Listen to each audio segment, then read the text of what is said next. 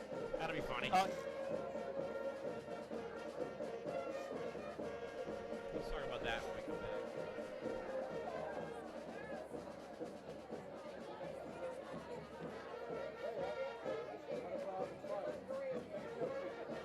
No, that's Oh, yeah.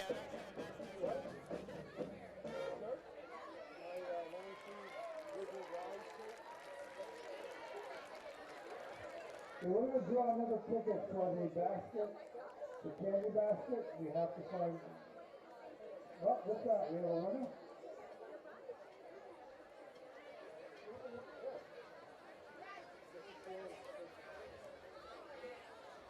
I think we might have a winner for the candy basket.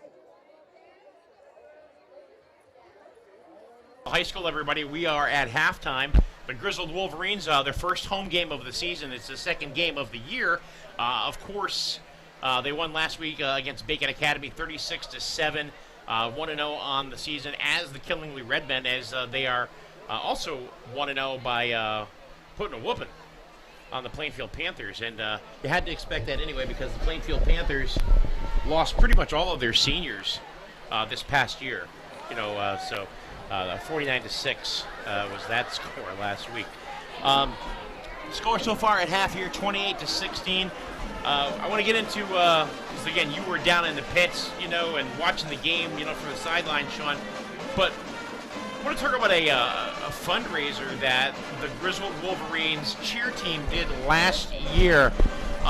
What they did here at the game is they actually took the principal, Aaron Polonen, last year, and they took strips of duct tape, and they sold the strips of duct tape for a couple dollars a piece, and they literally taped Principal Polonen to the press box. Yeah, and now. So, and now this year, it's a little bit different. They got Ray Churchill up there, so Mr. Churchill is up there. So, but here's the funny thing. Aaron Polonen raised $170-some-odd last year for Griswold cheer. Ray Churchill is over $300 right now. Yeah, and looking at him right now, where is he? Let's He's nice and colorful. Let's see if we can. Hey, Ray! Ray! Mr. Churchill! He's totally oblivious. I don't think he can move. Nah, he can barely move his head. I wonder if he's warm. I don't know. Ray, are you nice and warm? He's talking to the kids. He's still getting people to tape him. That's all right, but they're doing really good. They must have done it. Huh? They must have done it on the top of his head. He lost his hair. So anyway, hey Sean, let's talk about Devin Chykow. Let's talk about that drive where Koziel threw a 20-yard pass right to him, and he went to him back to back.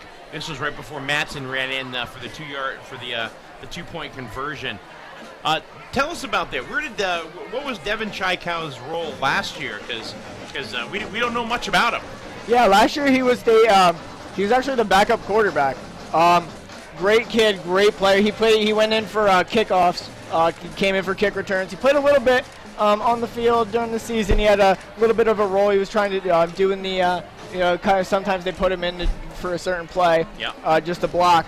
But he's been doing great. I mean, he had great game so far from him. He's outrunning his defender. He's getting that ball, and Andrew. That's not just going to Devin. That's going to Andrew as well, who is locating that ball perfectly well over the head of the defender.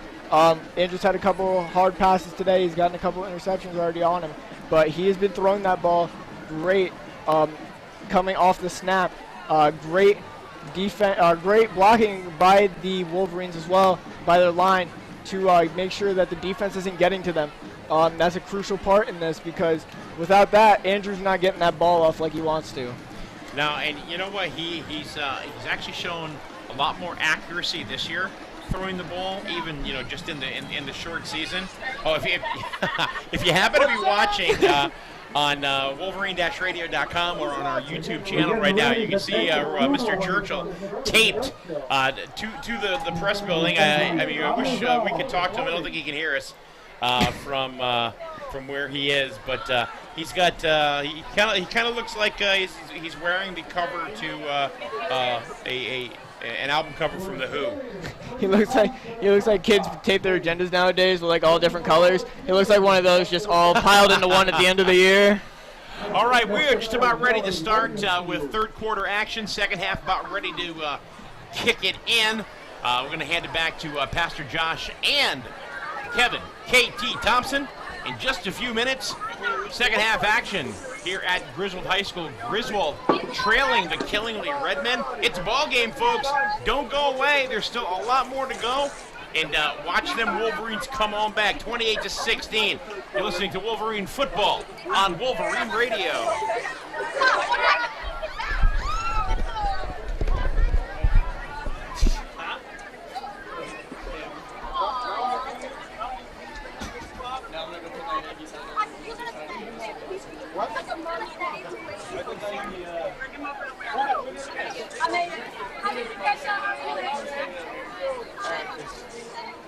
They're on.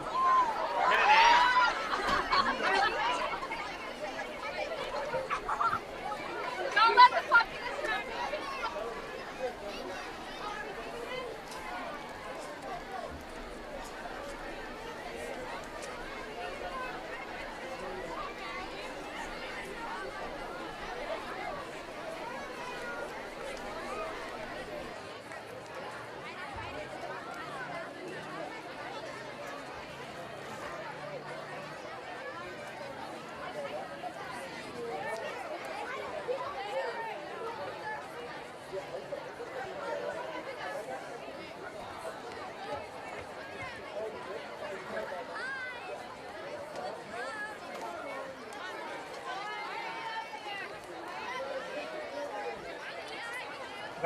Pattern of change.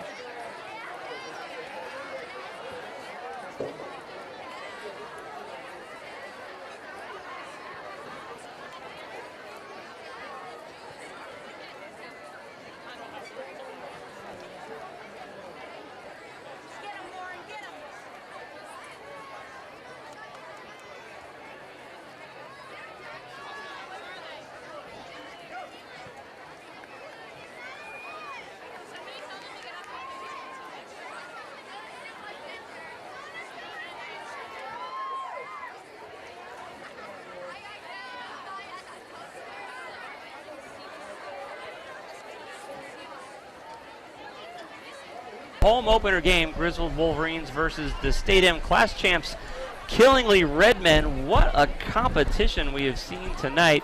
Things kind of opened up for us in the first quarter, like KT, Kevin Thompson, and myself, PJ Pastor Josh, thought were going to happen, which was the Redmen kind of rolled over us a little bit. Second play of the game, we fumbled the ball, and the Redmen converted to the touchdown.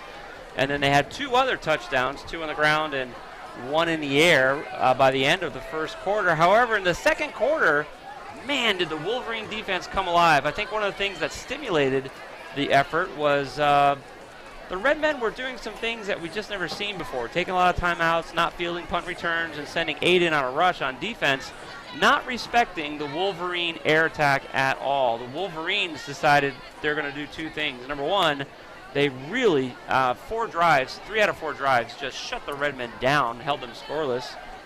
And then offensively, some big 20 and 30-yard plays were made, throws to the left and right side of the field to two different receivers for the Wolverines, resulting in a score here at halftime, 28-16. Now the Redmen were able to score right at the conclusion of the second half.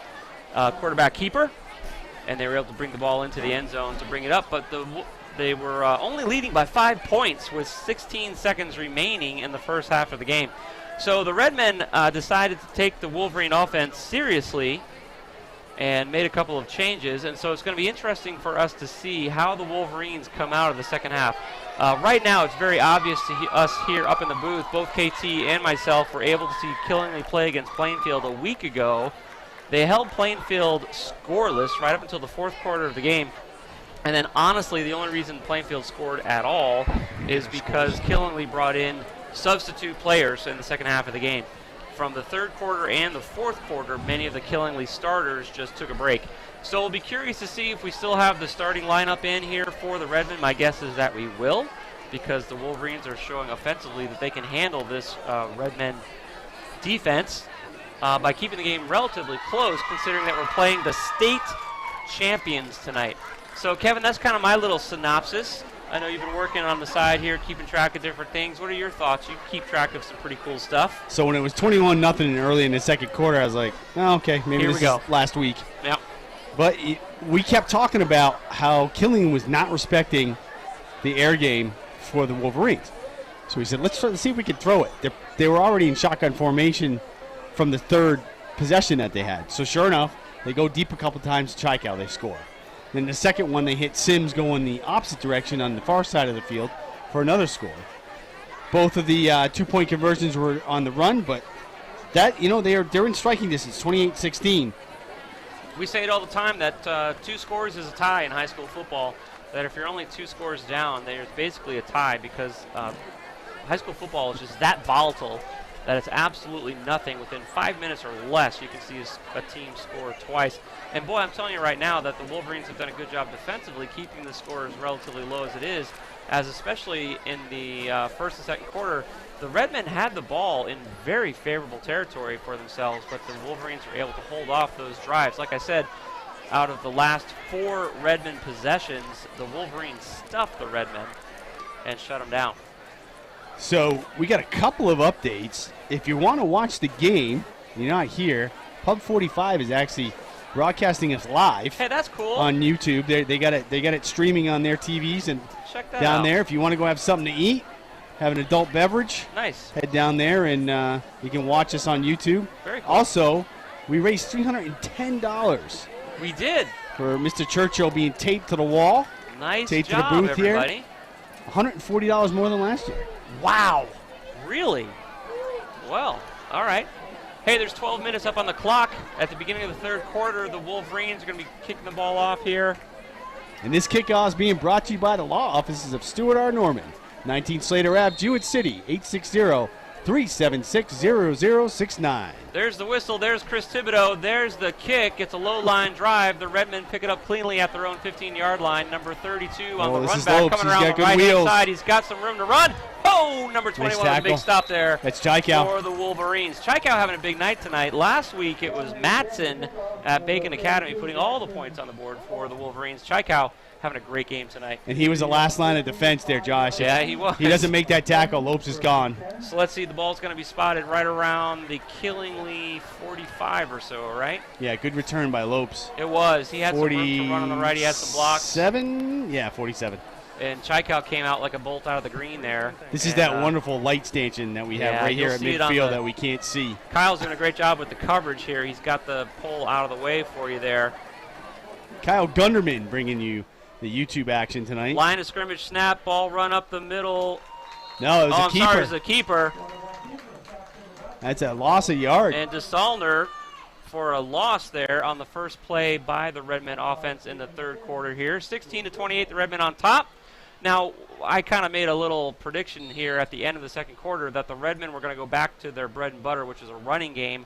However, they did that for the first 2 or 3 plays of that last possession of the second quarter. However, they did return. This team can throw, I guess that's what I'm saying. Last year, they didn't. This year, they are. Yeah, the big play on that last drive was the catch by Montpelier. And it's a run, number 27 on the left-hand side of the ball. He's got some room around the end. There's nobody there. Trouble 13 is the only hope for the Wolverines. Blows past the Wolverine defense. Runs it in the end zone. 55-yard run there for the yellow hankies. Redmen. No yellow hankies. No so that's flags a touchdown. on the play. I tell you what, the Wolverine defense was not ready for the run to the left. 34-16, just doubled up on us there real quick. Like we said, that's how it goes in high school football. 2 scores is basically a tie, but it goes the other way as well. That was Knoyer on that run. He's kind of their fire plug guy in the backfield, 5'6", 160. Well, you've been wondering all night why were they running him up the middle when he can run on the end like we just saw. Long snap, and the ball is placed fine. No good. That's unusual. Killingly missed the extra point attempt. That is unusual. The quarterback is an excellent kicker. It's his first miss of the season. Yep. He is 11 of 12. Hey, somebody do us a favor. If you have access to help us out, find out what's going on in Plainfield. Be kind of curious to see what's happening with them tonight after their loss last week to Killingly. Yeah, we're not getting many updates around the ECC. We had one earlier in the first quarter, but it was Guilford 7, Waterford nothing. Kind of curious to see what's happening with Bacon Academy, too, seeing as these are the teams that these teams have played. Just trying to get a feel for the Wolverine season here. Last week, obviously, was the first game. Willie's excellent outing by the Killingly Redmen. Kevin, you're good at this. Help me figure out how many starters are still in for Killingly. All of them. There's That's nobody what I that thought. wasn't there. That's You know, what the I one thought. thing I said, Canoyer wasn't in there a lot in the backfield in the first half, so I'm wondering if they're switching it up with him. Lopes wasn't having a lot of success, so maybe that's a little change that they're making. He is a starter normally for them, Canoyer, in the backfield. It's him, Harriet, and Lopes kind of switch out. Matson, Chappelle, and Thibodeau back to receive for the Wolverines as Killingly is getting ready to kick the ball off from their own 40-yard line. I believe Thibodeau has had the most returns so far tonight. Let's see what happens here. Here's the kick. Nice high kick. Is going right to Thibodeau, number 34, who cleanly catches the ball, has some blocking, moving to his right to the center of the field. Held up there, trying to find a gap, still to his feet, and the Redmen swarm him down at the 30-yard line. Yeah, it's a interesting strategy because I know that the Solner can boot it, but he's doing shorter kicks. Yeah. Like around the 20-25. That is interesting.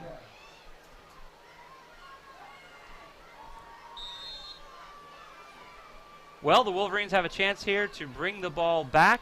Their ground offense hasn't really gained them any significant yards with the exception of one play in the first quarter, if I remember Stubbs correctly. around right. Other than that, it's been 3 big receptions, 2 of them by Chekow and 1 by Sims. Thank you, sir. Tyke-out Kozel taking motion the here. snap from the line of scrimmage. Handoff up the middle. Number 4, That's Matson. C.J. Matson, had his legs churning, brought the ball forward for a couple of yards. Nice effort there. About a 5-yard gain for C.J. Matson. Right up the middle. You know what, Kevin? That's saying something when you're playing against Killingly. The captains are the offensive line, and they've done a great job giving Koziel time. He had all the time he needed last week against Bacon Academy. This week obviously has been more of a challenge. From the line of scrimmage again, Koziel coordinating the play. Number 21 in motion. Takes the snap. Hands it off again up the middle. No gain that time. Maybe, I don't know, half a yard. I think he got back to the line of scrimmage That pretty was much there. Same play. C.J. Matson again. Killing Now the they gave him a close the yard. gap. Yep. Killing to close the gap there. 3rd and 4th for the Wolverines. Let's see if they put the ball in the air. We saw earlier in the game that the Redmen were putting in an unbelievable amount of defense on the line to put pressure on Koziel. It absolutely rattled him for about 2 sequences. And then, boy, they came back with a vengeance and put 2 scores on the board. 21 in motion again this time.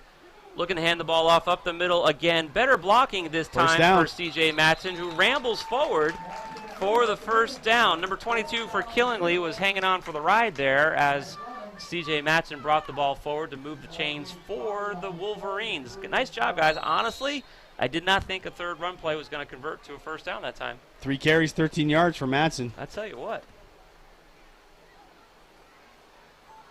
The captains this year are doing a good job on offense, just opening up that line, creating those holes for the runs. I'll tell you what, Killingly's got to be thinking if they can run the ball and throw it, we better stay sharp here on defense. Again, C.J. Matson up the middle.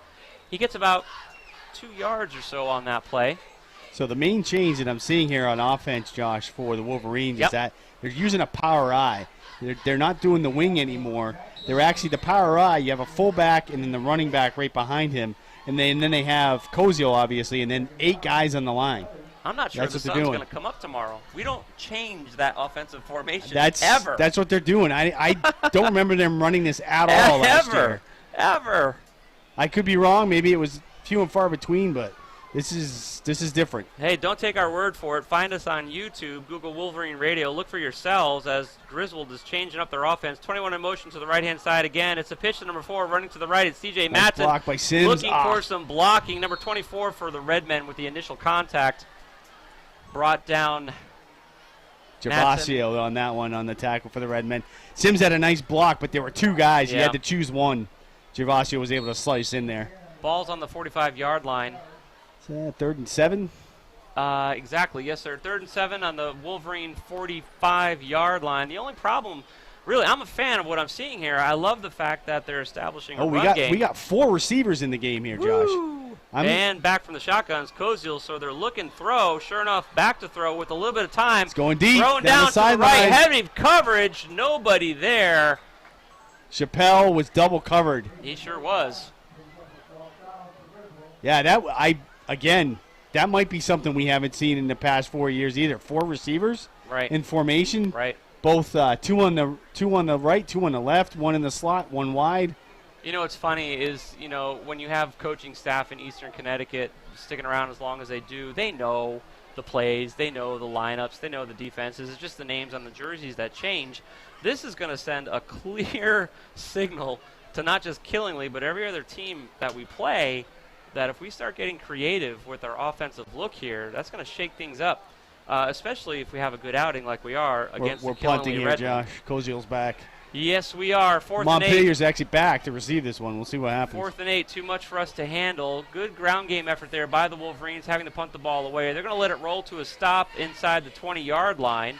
C.J. Matson picks it up and gives it to the ref. So, folks, we're not able to score, but we made a good effort there. Held on to the ball and drove down for a little bit.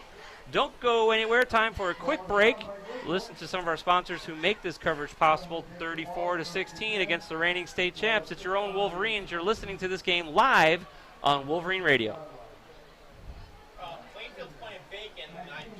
Oh, okay. And they are in Plainfield, so they're playing tonight. That's funny that they played all with the same teams. Boy, am I curious about that. Yeah.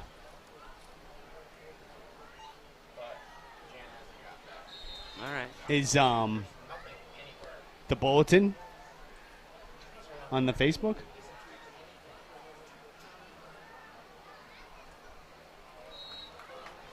It's nothing, yeah.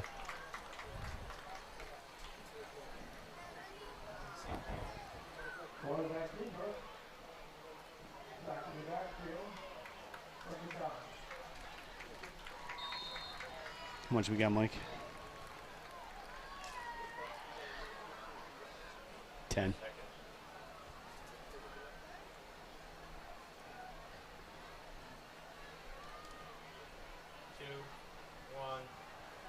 Welcome back, folks. You're continuing live coverage of the Griswold Wolverines home opening season game against the Killingly Redmen, current Class M state championships. The Wolverines are trailing 34-16, 16-34. Redmen have the ball, 3rd down coming up for them. Quarterback keeper on the first play and a long incomplete pass on the second as the Redmen are deep in their own territory after a Griswold punt.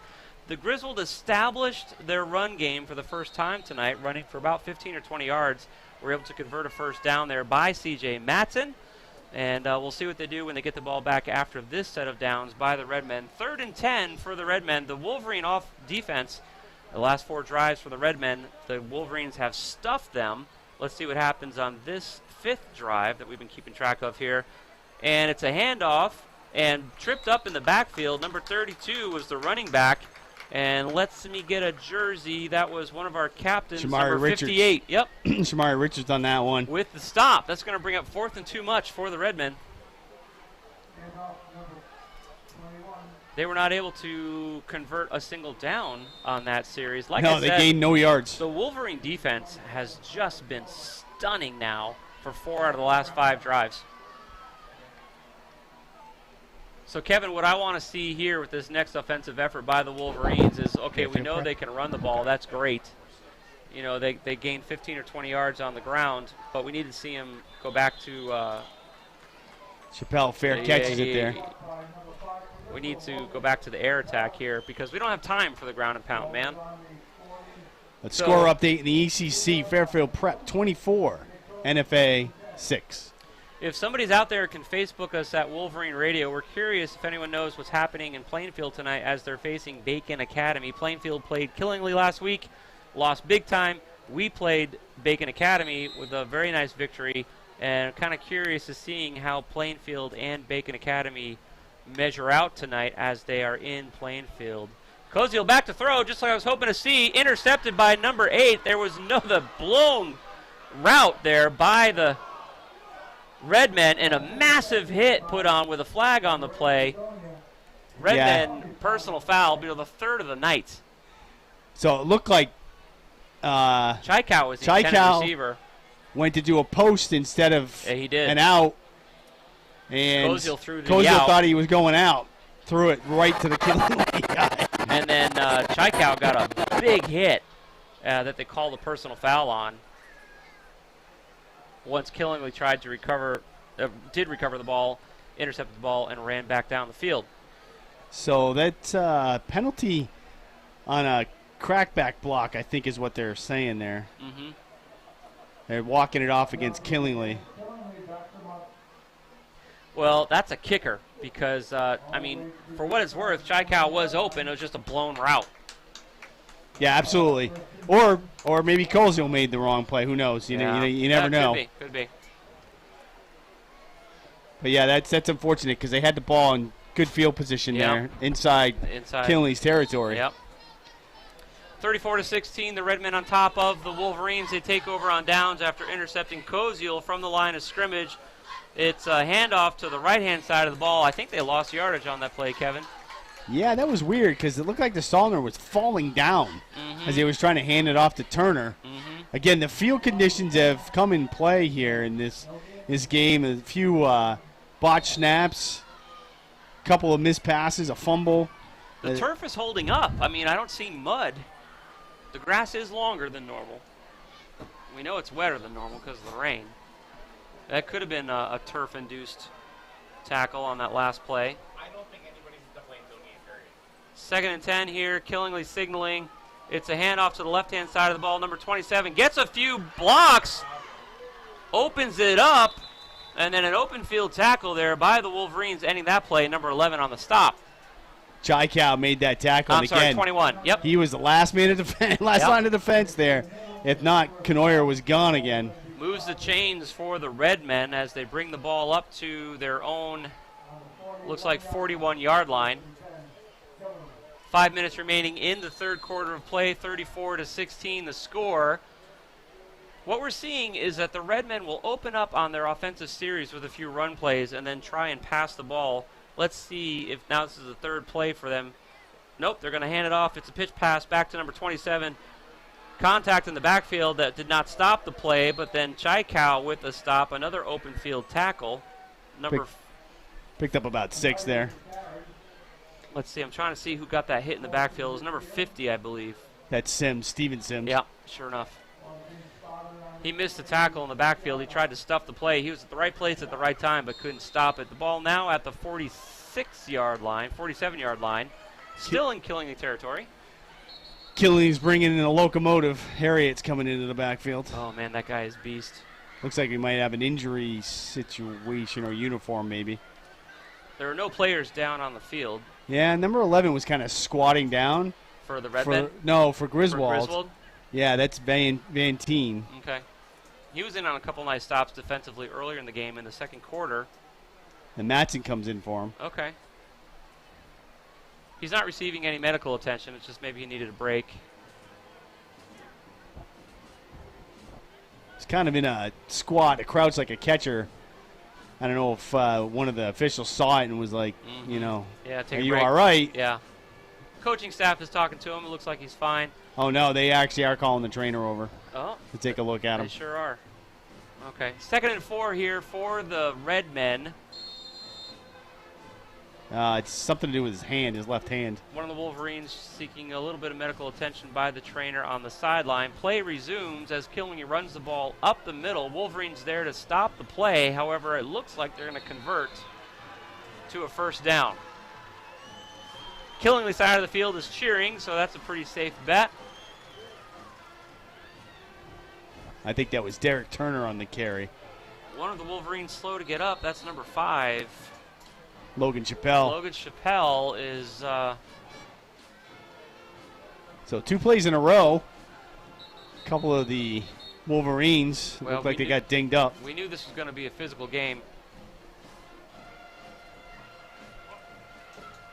So this game being brought to you by Dean's Corner Diner. Josh, what's your favorite meal there? I know you've been there plenty of times. I like watching you eat the little man breakfast. So at Dean's, breakfast and lunch. Nobody does it like Dean's. Dean's has been sponsoring the Wolverine Sports on Wolverine Radio as long as we've been doing it.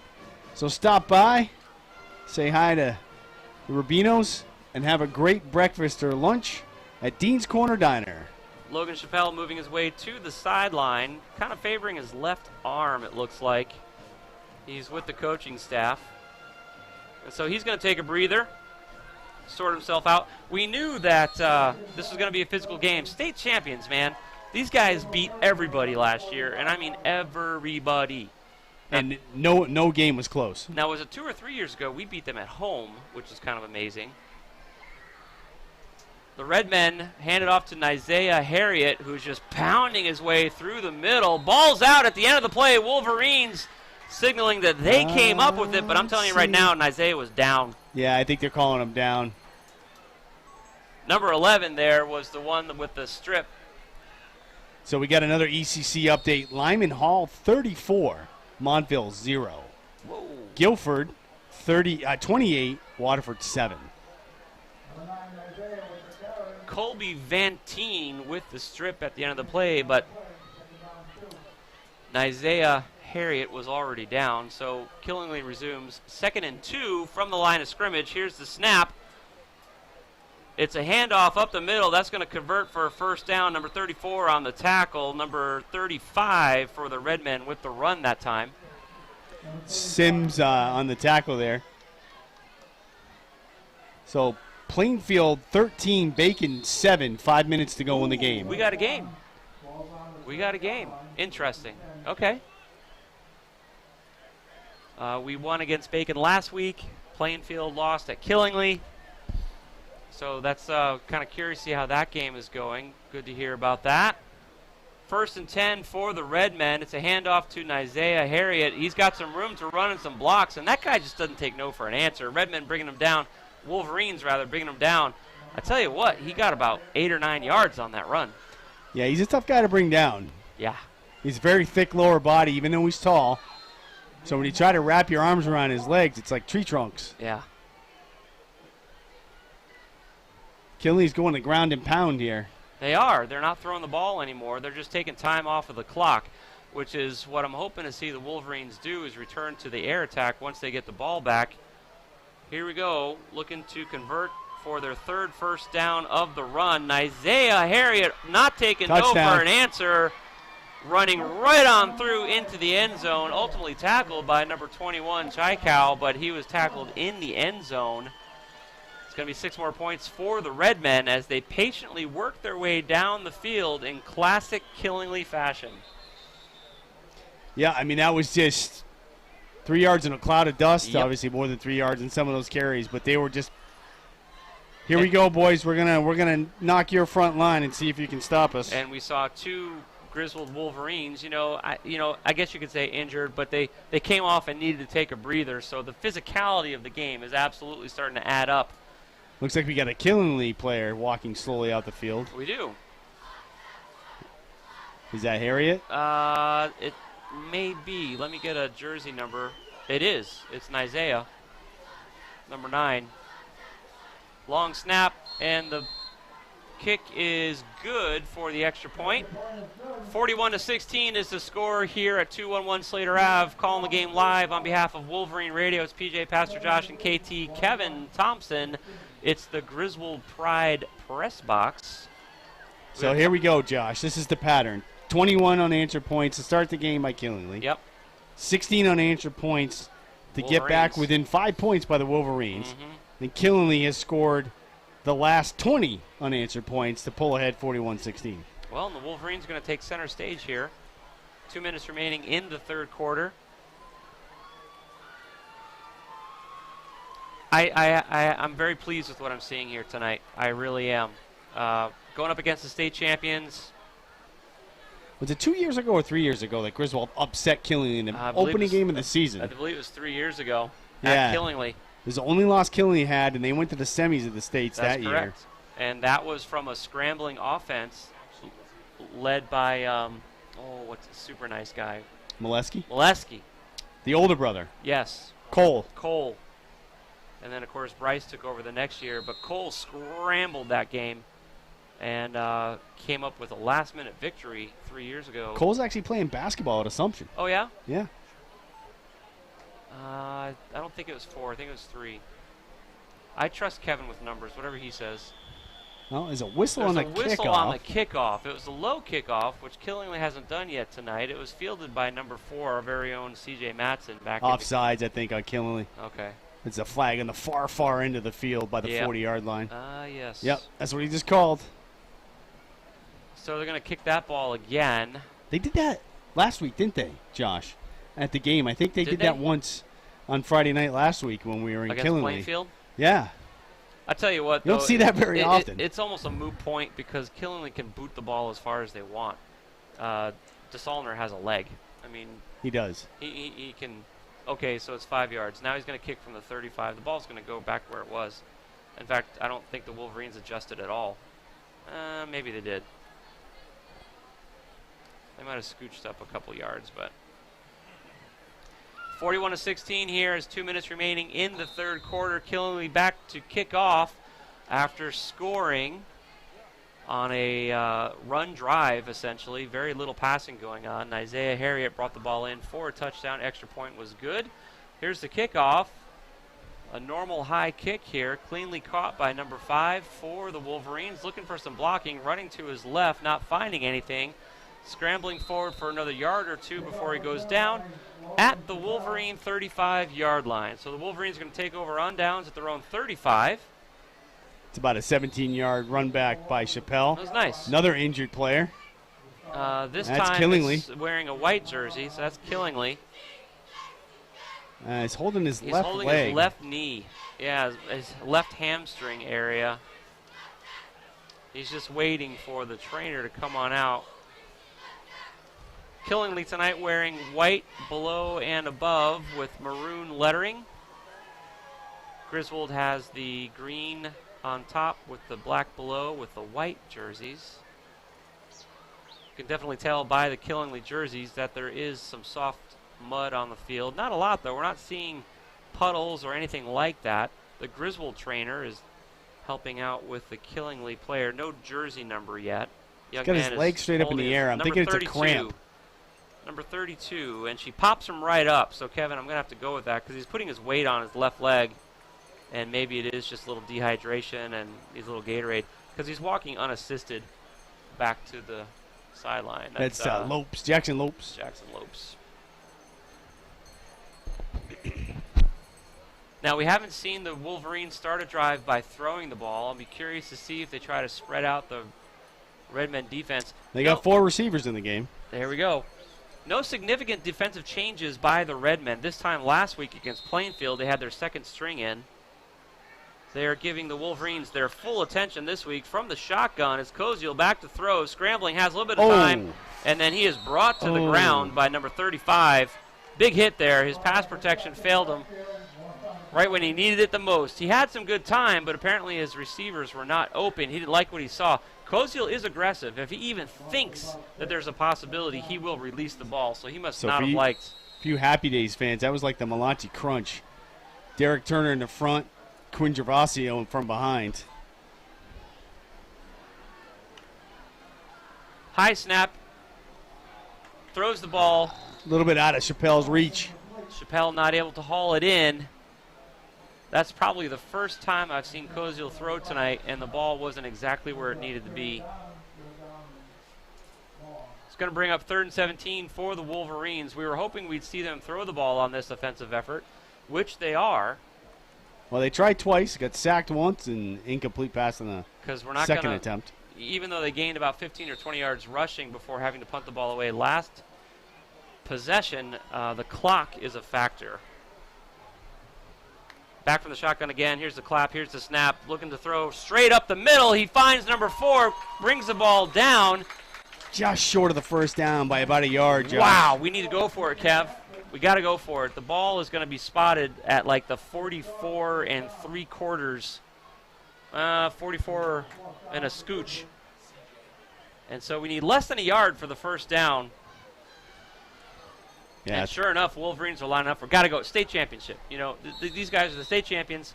learn something tonight that you can use for the rest of the season. The boys are going for it, which is fantastic. From the shotgun, looking to throw again. Koziel, here's the clap, here's the snap, and he's looking, got pressure coming in from the right. He's in trouble, going down.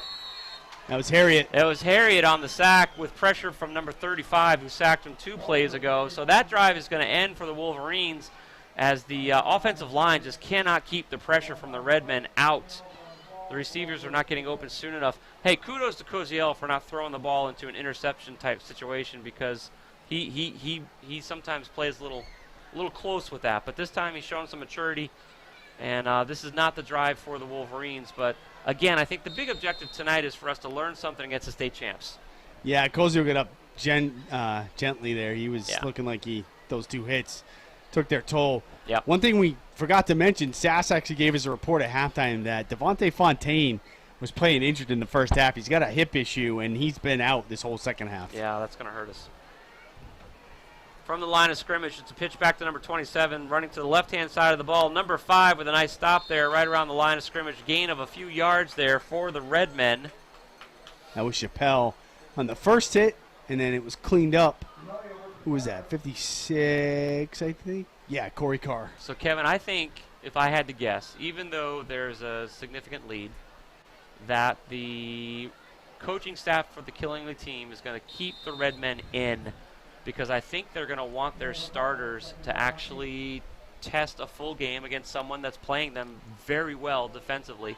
Even though the score is 41-16, the Wolverines have done some great job on defense stopping, like that play right there. He got about 3 yards there. He did. So it'll be about 3rd and 5 as the third quarter's ending here, I think. If I was on the coaching staff for the Redmen, I'd say, boys, my starters are staying in this whole game. You're going to play the whole game because these Wolverines are putting some pretty good moves on you defensively. We're going to take a quick break here at the end of the third quarter, 41-16. Don't go anywhere for the last quarter of continuing live coverage of the Griswold Wolverines right here on Wolverine Radio.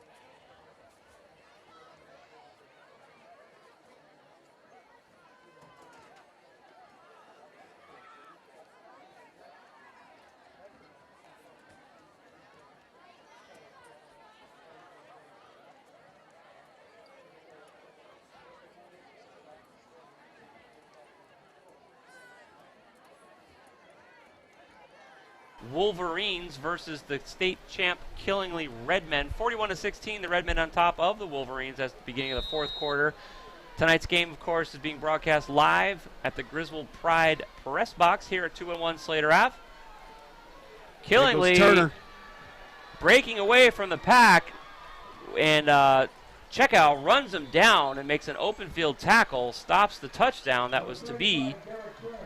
Big run there by the Killingly Redmen. I think they're inside the 10, Josh. Yeah, inside the 10. I was trying to see if they're at the 5. So that'll be first and goal. This game is taking its toll. You can see a lot of kids on both sides. You know, we had a cramp on the Killingly side. A lot of guys are walking off gingerly. There's just been some pretty intense play, some nice hitting out here tonight. Yeah. Snap at the line of scrimmage, number 27 for the Redmen, trying to find his way into the end zone, breaking through a number of tackles, and then falling in the end zone. Another Killingly touchdown, folks. Canoyer, that's his second. So at this point, with the score now being 47-16, we might begin to see some substitutions for the Redmen here. I think, you know, my hope for the Wolverines tonight was that we were going to learn something that we could apply for the rest of the season that would make us better. I think the Redmen are learning something tonight here, too. Because the game has definitely taken a toll physically on both squads. I know that the Redmen take their conditioning very seriously. Flag on the long snap before the extra point attempt. Somebody jumped. That would be correct. False start on Killenly. That shouldn't be a problem for DeSaulner, as he could probably safely do an extra point attempt from the 40.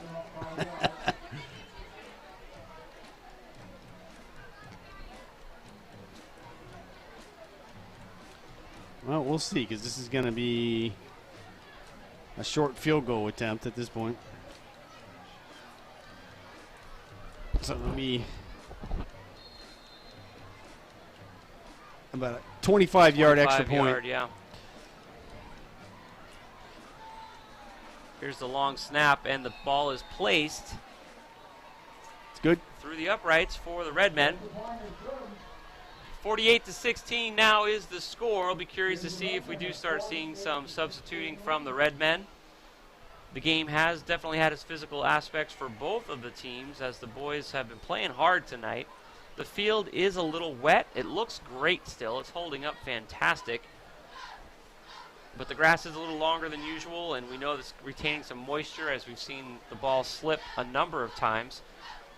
Let's take a moment as the boys are lining up for their next offensive effort here and give a chance to bring some attention to one of our sponsors. We'll be right back after this quick break.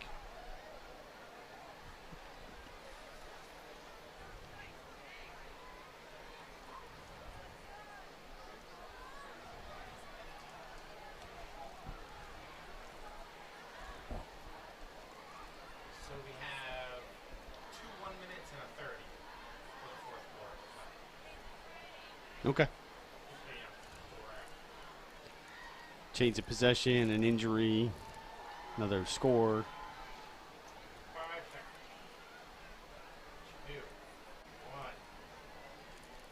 1. 48-16, the score here at Griswold High School. The Redmen kicking the ball off after their most recent touchdown. Wolverines are back to receive. Chris Thibodeau and CJ Matson. Here's the kick. It's a nice high kick. It looks like Thibodeau is going to carry the ball back for the Wolverines. He's hit early. Number 13 was able to get past all of the blockers, brought down at our own 25-yard line. Cooper Morissette on the tackle there. Franklin didn't have much room to run there. Was it Franklin or Thibodeau? That was Franklin, I Franklin. think, right? Okay. I think it was 35. Yeah, if it's 35, it was Franklin. Yep. I thought no, Thibodeau's 35, I was Franklin's gonna say 1, right? Franklin's number 1. That might have been Thibodeau. Josh, this game is being brought to you by Goodwin Family Dentistry, 25 East Main Street, Jewett City, 860-376-4483. Modern dentistry, old-fashioned values. Koziel and crew coming back to the line here. 1st and 10 from their own 25. Koziel in the shotgun looking to throw. Got to get some yards. Oh, ball is deflected on the pass by Isaiah Harriet. He's 7'6" and weighs 429 pounds. Again, that was Andre the Giant. 6'4" and 240. Yeah, he got his big mid up there and He knocked did. that down. He They were trying to go swatted to Chaikow in the flat it. Yeah. on a little out there, and Chaikow's been having a great game tonight. he swatted it like King Kong swatting the planes. Chaikow, like most of the Wolverines, playing both sides of the ball. He's made a couple of key tackles, delaying Killingly touchdowns. And, of course, had 2 big receptions, 4 touchdowns earlier in the game. Number 5 in motion by Koziel, who hands the ball off to number 4, looking to break around the left-hand side, and it's just a swarm of white jerseys. That's for a loss. Yeah, flag down. Let's see what they're going to call here. Yeah, Blocking the back. Come on, Griswold. relatively low penalties for the Wolverines tonight. We've seen 3 personal fouls from the Redmen tonight, but this is one time where the Wolverines got a block in that wasn't supposed to be. I think that's their 5th penalty, I want to say. 2 false starts. That one, they did have a personal foul, late hit. And then they had, I think that might be it, actually. Yeah, we really haven't had many penalties called against us at all tonight. Boys are doing a good job out there against the toughest competitor in Connecticut, the Killingly Redmen. When was the last time the Redmen lost a game? It was a while ago, a couple of years ago. They did lose to Griswold 3 years ago at home. We were talking about that a little bit earlier. However, last year we got punished by Killingly. This year is a much better outing by the boys. Yeah, 49-0 last year. At least we got points on the board this year. Our second quarter was amazing, both defensively and offensively. Back to throw is Koziel, looking to his right-hand side. He's got a receiver, brings the ball down. Number 5, nice catch there, brings the ball up to the 35-yard line. Chappelle, nice catch. Brought down there by Cameron Crow. That's going to move the chains for the Wolverines because we were hurting there a little bit. Nice 15 or so yard gain, 20-yard gain. Up to the 35, first and 10. 10 minutes remaining in the game, 48-16, as the Wolverines are looking to throw the ball down the field to put some more points in the end zone. Looking to his right, he finds number 4. He's got some room to run, looking for some block. Takes down 2 Killingly defenders with him. Nice effort there by C.J. Matson. Another first down That for was the Wolverines. awesome. That was, what, 10 yards after catch? It's tough to gauge this, Josh, at a point in the game where it's pretty much out of reach. But Sure. You wonder to yourself, why are they not calling these plays earlier in the game to see if they can be more effective moving the ball? Yeah. Well, there was a period of time where it was all that we could do to just breathe because we couldn't hold off the defense, but we got that sorted out. Throwing down the middle, looking for number 5, overthrows Logan Chappelle. Incomplete pass. That would have been a 30-yard gain there. He had a step on the defender for sure, but Koziel just went a little too deep with that one. It's almost like Koziel's arm is still a little fresh, and Logan Chappelle's legs are a little fourth quartery. Besides being all muddy. Yeah. I really do like the accuracy of Koziel. I really do. I've only seen one throw tonight that was even a little bit off the mark. He's overthrown a couple times, but that's not really an accuracy issue. That's just more of a timing and how the route gets run. 2nd and 10 for the Wolverines from the shotgun. Koziel, clap and slap. Here we go. Takes the snap. Keeper up the middle, snagged by number 56 as he's trying to make his way through the middle. Late flag on the play on the Killingly side of the ball. I wonder if did he get a hold of the face mask a little bit there? Maybe on the tackle? Trying to. It looked clean. I was spotting it through the binoculars. I mean, obviously the refs are a lot closer than I am, but it looked like a shirt grab to me, yeah. What you can do, you can't horse collar, Rich. You can. Oh, they're going to personal walk foul. it off against the Redmen. Oh, blow to the head. Really? That's what they're saying. It was a late flag, so obviously they saw something I did not see. Well, that's interesting because the signal that the referee made was the targeting signal, which is the blow to the head. Yeah. Now, it just looked like a good clean stop to me, a jersey grab.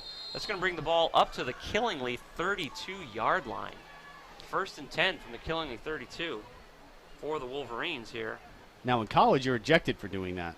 Looking to throw right over the middle off the hands of C.J. Matson. C.J. Matson, who a little disappointed there. That was one of those, I was looking to run before I caught the ball. Well, and he could see that there was a jersey right in his face, too. I mean, that's a hard catch to make when you know your defender's breathing down your neck. Koziel's not afraid to throw in those situations, and the ball hit him in the hands. So if it hits you in the hands, you should make the catch. Make the catch. Koziel throwing strong, leading the team down the field. Snap a little wide. He reins it in, throws to his left, off the hands of Chekow. Oh, his shoulders are slumped, holding his head in shame because he was wide open. Yeah, that's another one of those where, oh my goodness, again, you question if the ball was wet, but that was right to him. And it wasn't even thrown hard. It was a backyard pass, man. It was, after some of the catches we've seen tonight, that one was a peanut butter sandwich just waiting to be gobbled up by Chekow, and not able to bring it down. So 3rd and 10 for the Wolverines. Over the middle, finds C.J. Matson. What a catch! What a move! He's going for the end down and brought down at the 5-yard line. What a stop by the Killingly defense and a last-minute desperate grab. What a great play there by Koziel and Matson. Thought maybe Matson would get on the board in this game. Scored all the points last week for the Wolverines. Man, he did a great job after contact that time, breaking through the tackles. It was a good catch. Here's the clap and the snap. Koziel keeping it, running up the middle, shoestring tackle by the Killingly defense. Number 28 there brought him down. Gain of 2 yards for Koziel. As the pocket collapsed, he had to do something. Looking for the play from the Griswold sideline. The fans are still hanging out here, cheering on the boys. Of course, it's quiet, 48-16 rather. Griswold doing Single back here with Matson. great job on offense on this drive, keeping the ball, lots of possession, throwing the ball. Whoa, that play was pass interference by the Redmen. Intended receiver was my man Thibodeau. Yeah, we got a field and I'm sorry, Michael Sims. We got a yellow hanky in the backfield too, All right. Josh. So we may have a couple penalties here. Oh, you're right, there is. So there's a penalty flag down by the pocket, the quarterback pocket. There were 3 flags thrown at the point of the incomplete pass. Intended receiver, Michael Sims. The officials are having a little confab. Yeah, they're going to talk about What about that the one. 15-yard line? 9 minutes remaining in the game as the Wolverines have thrown the ball and thrown the ball and thrown the ball. This drive began on the 25-yard line, deep in Wolverine territory. After a personal foul against Koziel, moved the ball 15 yards up to the 35-yard line in Redmond territory. And now the Wolverines knocking on the door. The ball, Kevin, I'm saying that's the 7 or 8 yard. No, that's the 3-yard line. Okay, both penalties were on Killingly. Whoa. Pass interference and roughing the passer. Wow. They declined the pass interference, took the roughing the passer. So half the distance to the goal line, first down at the 4. Wow. Well, this is the Wolverines' chance to put some more points on the board. This would be amazing. Koziel looking to throw again. The clap and the snap, looking to his left. He was looking for number 21, and he gets sacked. He was looking for his man Checkout, but he was covered up. It was not there. So Koziel showing some maturity and discipline and not throwing the ball that time. There was nothing there. Loss of about 7 yards on that, Josh, back to the 11. We've seen this before in the game. Was it the 3rd quarter or the 2nd that we were down at the 2 or 3 yard line and ended up back at the 12 or 15 and had the punt? Koziel looking to throw to his right-hand side. Heavy traffic. Let's see if it calls a complete catch. It looks like it was a complete catch at the half-yard line. They're saying Chappelle had it. Wow, what a nice catch. He got his body underneath it as it was a low fastball from Koziel that Chappelle was able to get his body underneath. 3rd and 1, 3rd and goal.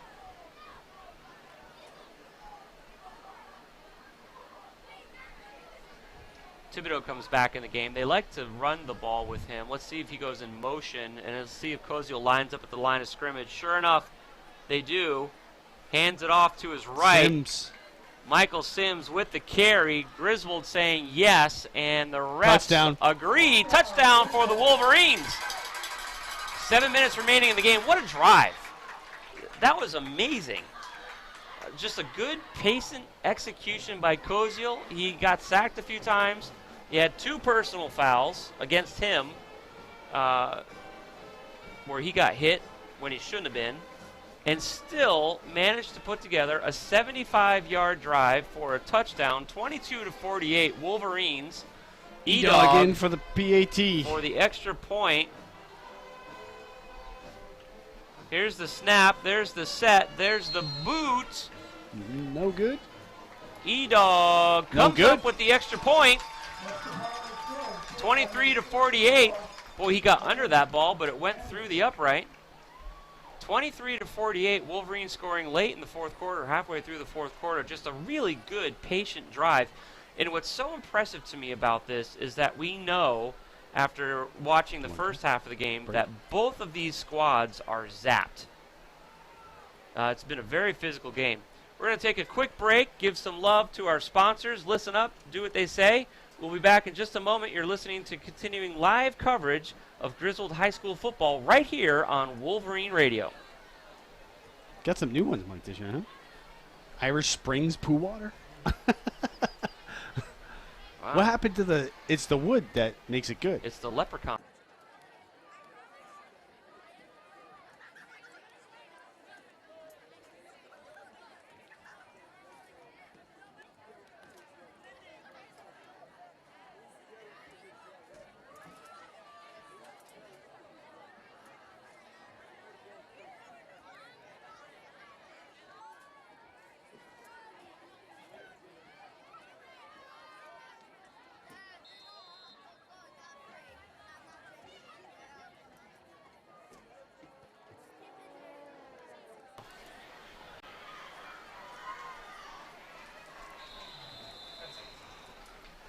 That was Montpelier. Ugh, that's their number one wide receiver.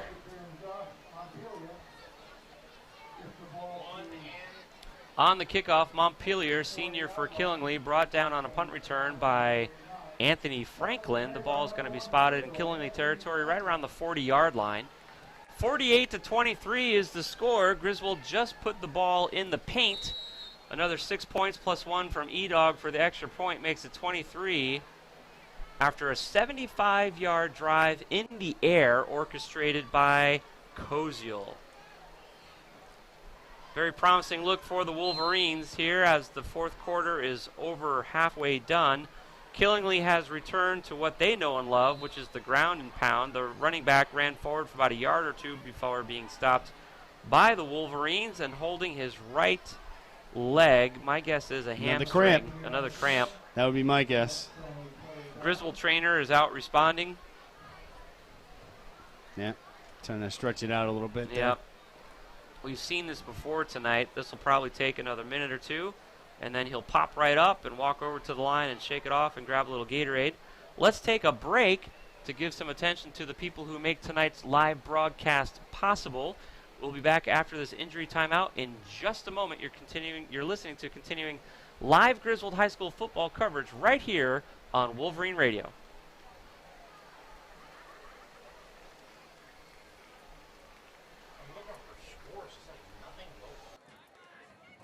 For B. Waterford? Okay.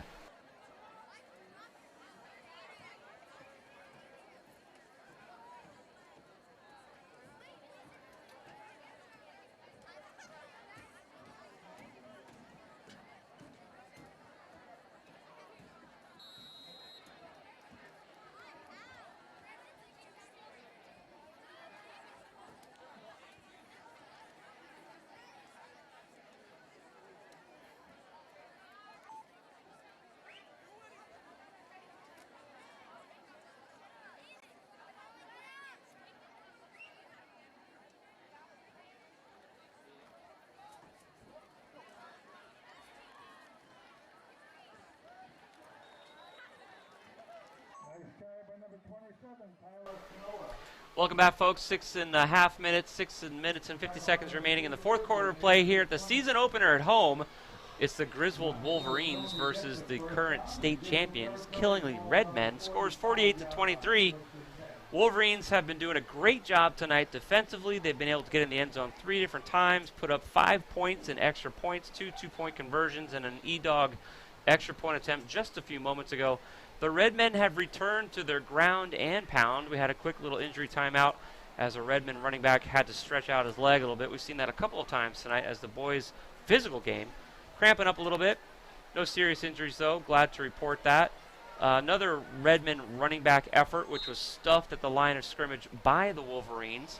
Going to bring up 2nd and 10 for the Redmen. They're at the Wolverine 45-yard line. Kevin, so what do you say to the Wolverines in the locker room after tonight when you just played the state champions? Well, I mean, as a coach, you never talk about moral victories. You can't emphasize what they did well. There's still a lot of stuff they need to work on. You know, when you look at their schedule this year, it's going to be tough. They play some pretty stout teams. Sheehan, Trumbull. You know, so it'll be interesting to see how we go forward. Montville's the next opponent next Friday here at Griswold. I think, Kevin, we've seen more throwing yards by this Wolverine offense tonight than we've seen in half of a season in the past. Yeah, they have definitely aired it out a little more tonight champions. Than what we're used to seeing. Yeah, it's against the state champions. And Killing was daring them to do it. And they were. All right, so next week's opponent, Montville, was beat by Lyman Hall 41-0. Whoa. Guilford beat Waterford 28-14, and Waterford is the opponent after 2 weeks from today. Say that one more time. Guilford beat Waterford 28-14, and Waterford's 2 Fridays from this week. Plainfield beat Bacon 13-7. All right. Wolverine defense still showing some spunk deep in the fourth quarter. 4.5 minutes remaining in the game. The Redmen are returning to the very physical ground and pound, which they're known for, which is how they won the state championship last year. But the Wolverines have been able to defensively really do, for the most part, a nice job shutting down the running game of Killingly as much as you can. Redmen are taking out some of their starters. Yeah. Jacob Nurse was in at quarterback that last possession. Yeah. But DeSalton was coming in to kick. Yeah. Punt it away. 4th and 6, Killingly says they're not going to go for it, so they're going to punt the ball. Let's see. The Wolverines are going to receive the ball right around their own 5 or 10 yard line. I think they're intentionally taking a delay game penalty. Yep. Yep. So the ball's going to move back the Killingly way, radio right a little bit here. It's now going to be kicked or snapped anyways from the 48 yard line in Griswold territory. Killingly's going to be kicking the ball from about their own 40. Here's the kick. It's low and it's ugly and it's going to bounce, and I think they're just going to let it do its thing, sure enough. So Griswold's going to take over on downs right around, let's see, that's going to be about the 15-yard line, I believe. And I would be very surprised if we don't see them return to that very effective 75-yard offensive style that we saw in the last drive where they put the ball in the air. For a number of reasons, it's just a slightly less physical approach to a very physical game right now, and they probably need a little bit of a break. The ground and pound worked 2 drives ago, but they only got about 20 yards out of that effort before they had to punt the ball away, and they don't have the time. Yeah, you're seeing some clean jerseys here for Killingly on defense. So number 74, number 6. They're substituting some of these guys. These guys obviously just pulled the jersey out of the dryer and put it on. Josh Haney, number 6, 5'9", 160. He's a junior. Number 74, Connor Leduc, 5'10", 245. He's a junior. Sure enough, from the shotgun, Cozio looking to his left, under pressure, scrambling left, throwing, hits number 21, catches the ball, brings it down. So that's a completion for the Wolverines. Chaikow having a big night tonight, defensively and offensively. He managed to get the ball back to the line of scrimmage with that completed pass.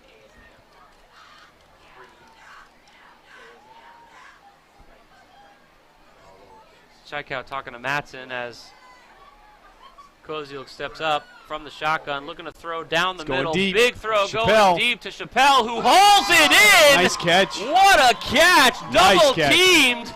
Woo! Brings the ball inside the 45-yard line in Killingly territory. Ball's going to get spotted right around the 42. So that is a 44-yard pass play. Koziel to Chappelle. Awesome. Into double coverage. Made it look easy. Griswold hurrying up to the line, trying to use the clock. Under pressure, scrambling right, throwing right. Number 34 with a clean catch, big hit. I believe that ball got back to the line of scrimmage, maybe a yard on the play or 2.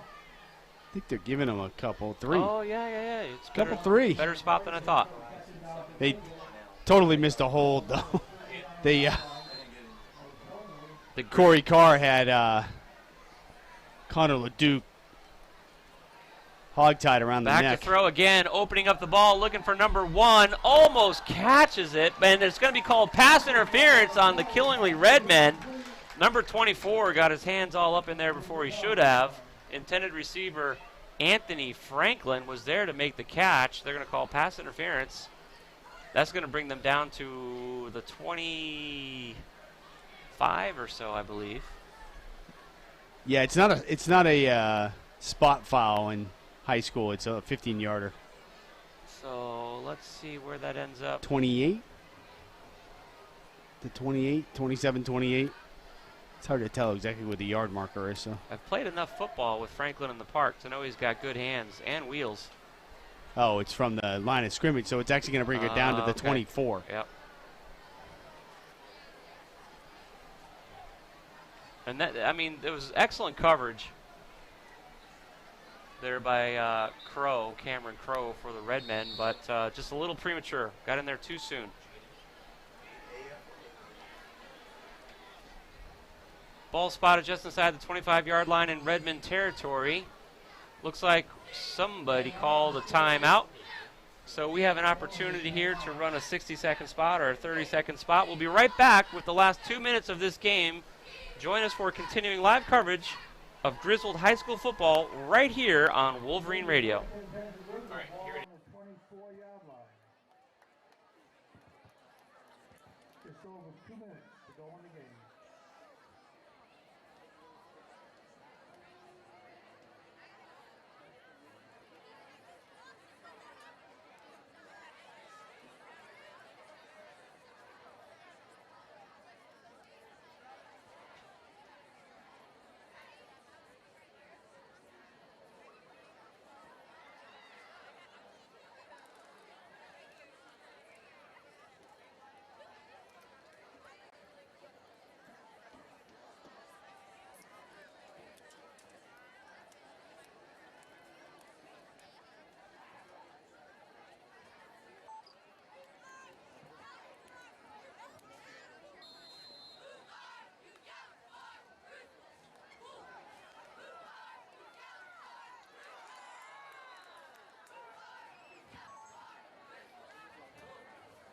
Ladies and gentlemen, it's the last 2 minutes of the fourth quarter here at Griswold. Wolverines versus the state champs Redmen, 48-23, as the Wolverines are trying to orchestrate another drive all the way down the field. They're currently at their Redmen 25-yard line.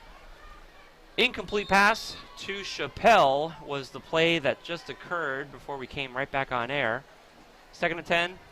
Koziel is from the shotgun, just throwing the ball and throwing the ball and throwing the ball. Throwing it well, I might say. Oh, tip pass. The ball is tipped and picked up by the Redmen. Number 56 has the ball. Wolverines are able to tackle the run back and stop the play at the Redmen 46-yard line. That is a heartache. That was failing for the Redmen, and Corey Carr's getting up pretty gingerly after making the tackle. So he tipped it right to himself, Josh, and then started running it back. He was in on Koziel, put his hand up.